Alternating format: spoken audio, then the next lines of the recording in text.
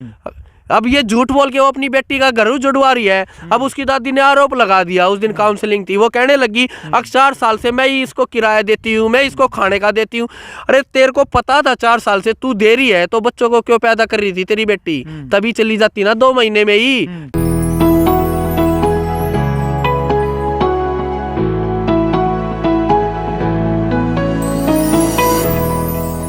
Hello everyone, तो friends फिर से स्वागत है आपका राम राम जी न्यूज़ में। तो फ्रेंड्स जो है काफ़ी सारे नए खुलासे खुल रहे हैं ज्योति को लेकर कि ज्योति जो है घर पर वापस आ गई है। तो काफ़ी कुछ जो है सुनने को मिल रहा है, काफ़ी जो है सच्चाई जो है सामने आ रही है। तो फ्रेंड्स इस वीडियो को पूरा फुल वॉच जरूर कीजिएगा। अगर वीडियो अच्छी लगे तो प्लीज़ लाइक से सब्सक्राइब भी जरूर कीजिए चैनल को। तो साउंड मीडिया देख रहे हैं। सोनीपत जिले का जो गाँव फरमाना, इस वक्त हमारी टीम है यहाँ पर मौजूद और प्रवीण भाई हमारे साथ मौजूद है। 1 महीने के मासूम बच्चे को छोड़ करके उसकी माँ ज्योति घर से चली जाती है। आखिरकार 2.5 साल की उस मासूम बेटी का और 1 महीने के उस मासूम बेटे का क्या कसूर था जिसको छोड़ करके उसकी माँ घर से चली गई है? उस माँ की ममता अभी तक, उस माँ का दिल अभी तक नहीं पिघला है। सुनने में आया था कि ज्योति वापस आ गई है। इसी बात की पुष्टि के लिए हमारी टीम दोबारा से पहुंची है। प्रवीण भाई राम राम। राम राम। अच्छा, हमने सुनने में आया था कि ज्योति वापस आ गई है, घर ज्योति वापस आ गई है। इस बात में कितनी सच्चाई है, क्या कुछ मामला था? भाई वो ये रात को सोता हूँ, सपने में एकदम आँख उखड़ जाती है। हाँ। लड़की सोती है, वो मम्मी मम्मी चिल्लाने लग जाती है। मैं यही सोता हूँ, सोते सोते एक ले आ गई ज्योति। आवाज मारता हूँ, मम्मी कहती है क्यों आवाज मार रहा है?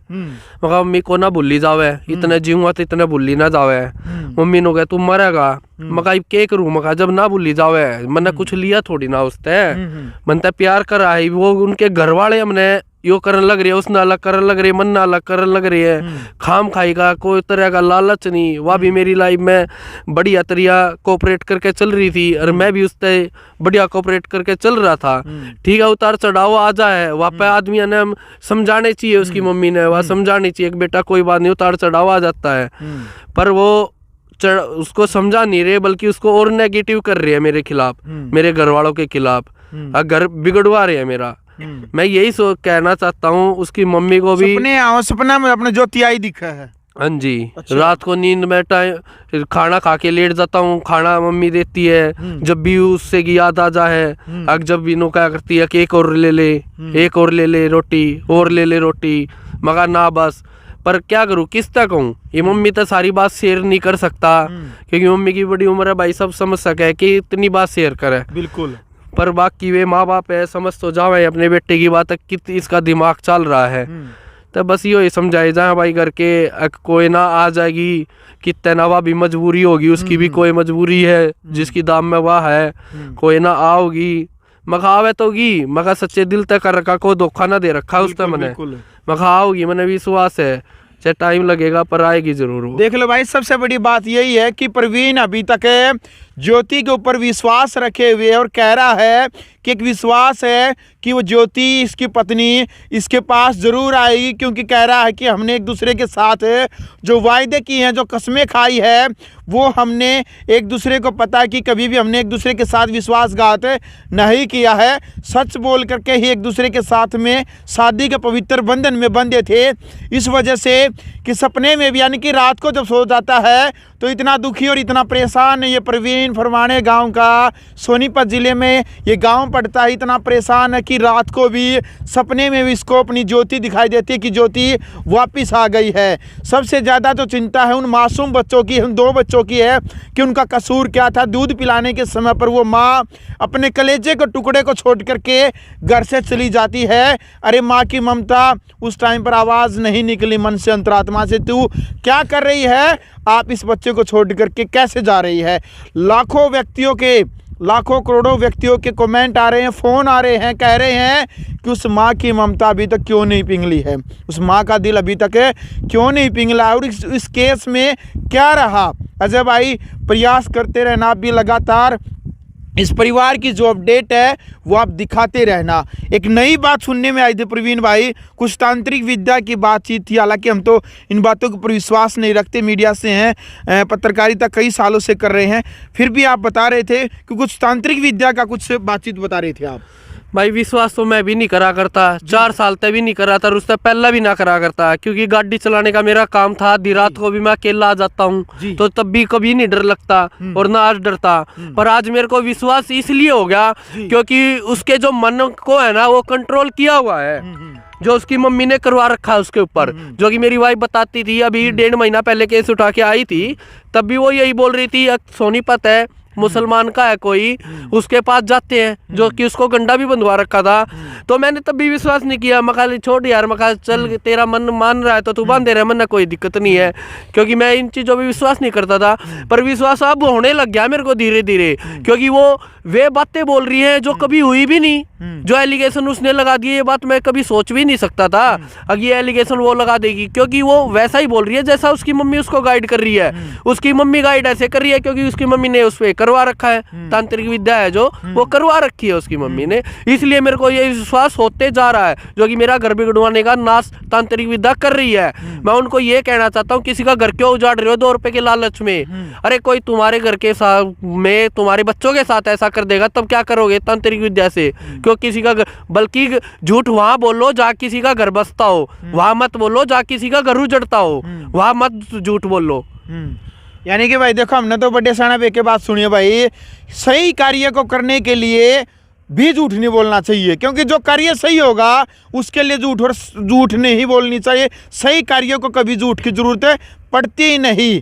यानी कि भाई पाखंड, अविद्या और किसी के साथ गलत करने का प्रयास जब किया जाता है तभी झूठ का सहारा लिया जाता है।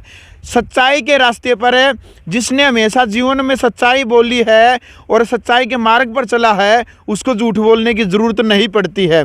एक बड़ी बात है कि उसका जो मामला ये प्रवीण जो बता रहा है, इसके ससुराल पक्ष के ऊपर जो ये बता रहा है कि उसकी माँ ने उसको तांत्रिक विद्या के चक्कर में कहीं न फंसवा रखा हो, उसके दिलो दिमाग को एग्नोटाइज तो नहीं कर रखा हो। तो क्योंकि जो इसके पास जब वो 4 साल से रहती थी तब तो इसके ऊपर कोई आरोप नहीं लगा था ज्योति ने, लेकिन अब जो ही वो वहाँ पर गई है, परिवार का दबाव है या फिर कोई और बात है, कोई तांत्रिक विद्या कोई कारण है, वो इसके ऊपर आरोप पे आरोप वो षड्यंत्र के तहत लगाए जा रहे हैं। हाँ जी, उसने ये आरोप तो 1.5 महीना पहले भी नहीं लगाए थे, जब उन्होंने वुमेन सेल में केस कर रखा था वो उठाया, वह भी उन्होंने ये केस आरोप नहीं लगाए थे जो आज मेरे माँ बाप के ऊपर, जो मेरे भाई के ऊपर वो लगा दिया उसने एलिगेशन। ये तो सीधी सोची समझी साजिश थी ना उनकी, या इनके घर वालों को ऐसा एलिगेशन लगाओ ताकि ये फंसे, और वो अपने दिल से नहीं लगा रही, उसकी मम्मी उसको बुलवा रही है, जो उसके अंदर उसने करवा रखा वो उसका अंदर ला बुलवा रहा है उसको, अपने मन से नहीं है। अपने मन से तो वो दुखी है, अपने मन से तो वो इतनी दुखी है बस पूछो मत, पेट भर खाना भी नहीं खा रही, जैसी आती उससे भी नीचे होती जा रहा है उसका शरीर। उसकी दादी आप बता रहे हैं कि दादी 4 साल तक आप सबका साथ दे रही थी, आपका सहयोग दे रही थी, उसकी दादी ने क्यों पासा पलट दिया एकदम? उसकी दादी ने इसलिए पासा पलट दिया क्योंकि उसकी दादी बोल रही थी, अग बेटा हमारी बात मानेगी नहीं इसकी मम्मी, हमारा नाम मत लेना। एक बार तो उसकी दादी ने इसको बुला भी लिया था रक्षाबंधन पे, अग बेटी तू आ जा और अपने भाई को राखी बांध दियो। ये बोल रही ठीक है मैं जाऊंगी, मैंने इसको सामान भी दिलवा दिया, जो मार्केट से इसको सामान लेके जाना था भाई के वो वगैरह। फिर जब जाने का टाइम हो गया, जब इसकी दादी का फोन आता है तेरा भाई गोली खा लेगा, ऐसा कह रहा है तेरा भाई, और तू आ मत बेटी। तो ये रोने लगी, मगा ठीक है रहने दे, तू क्यों रो है? तो मैं इसको अपनी बुआ के घर ले गया नारी, तो मगा ले यहाँ पर ये रे भाई, मगा इसका बांध दे, मगा कोई बात नहीं है, क्योंकि मेरे भी सिस्टर नहीं है, मेरा भी मेरी बुआ है बांधा है, उसकी लड़की है जो वो है बांध है, मेरे भी सिस्टर नहीं है। मैं समझ सकता हूँ क्योंकि राखी साल भर में एक त्यौहार आवा है।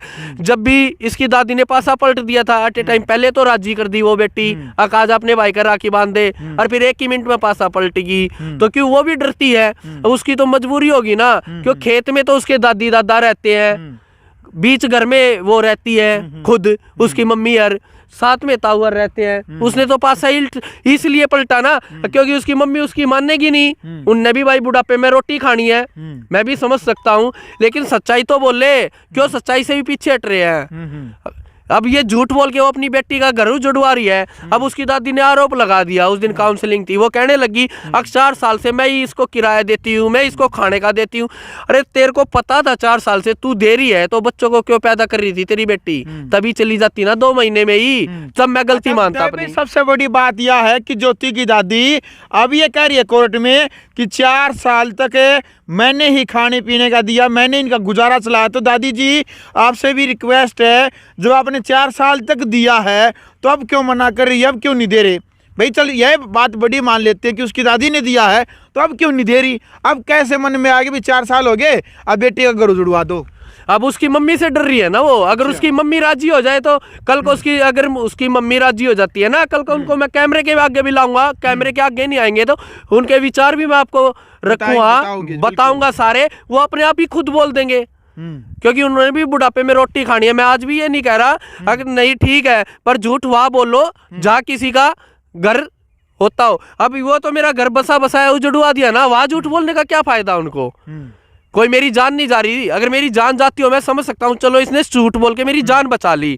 अब तो मेरा बसा बसाया मैं जिनते जी में मार दिया झूठ बोल के। इससे बड़ी झूठ क्या, पाप क्या करेगी 80 साल की उम्र में? अरे सच्चाई का तो साथ दे लो कम से कम। चलो प्रवीण, आपको लगता है, आपको आस है कि आपकी पत्नी, इन बच्चों की माँ ज्योति वापिस आ जाएगी? आएगी, मेरे को आस है, पूरा भरोसा है उस पे जी। चलो लास्ट में क्या कहना चाहेंगे? सिंगू गांव से भी अपील करेंगे कुछ, क्योंकि पूरा गांव आपकी वीडियो को देखता है। मैं सिंगू गांव से भी यही अपील, के माता पिता से भी साथ, सिंगू गांव से भी यही अपील करूंगा, जो भी वीडियो देख रहा है उनके घर वालों को समझाया जाए ताकि मेरा घर उजड़ने से बच्चे, इन बच्चों को इनकी माँ मिले। और ज्योति और उसके माँ बाप से यही कहूंगा, ना तो मेरे मन में है उनके खिलाफ कोई गिल्ला शिकवा है, और आगे अपने बच्चों को संभाले। और उसके जो पापा के मामा है शेखपुरा, उनको भी यही कहूँगा, अगर कई वीडियो सुनते हो तो आके अपने इनके घर वालों को समझाए ताकि इनकी बेटी का घर ना उजड़े, 2 बच्चों की ज़िंदगी ना खराब हो। कई और शादी करने का उनका विचार है, वहाँ भी उन्होंने ये कर दिया तो काम दिखाएंगे ये। बिल्कुल। अब इन 2 बच्चों को मार रहे हैं, इससे बड़ा क्राइम क्या होगा? जिनते जी मार रहे हैं वो तो अपने स्वार्थ में। क्या स्वार्थ है उनका? पैसों का। अब पैसों वालों के साथ शादी करेंगे, पैसे वाला खराब निकल गया, फिर क्या करेंगे? फिर क्या करेंगे? तो अगली काउंसलिंग कितने तारीख की बताई थी? 3 तारीख की। अब अगली काउंसलिंग देखते हैं क्या होता है। उससे पहले पंचायत करने का इरादा है, वो करूंगा। बिल्कुल। चलो भाई, फिलहाल वीडियो आपने देख लिया, पूरा मामला आपके साथ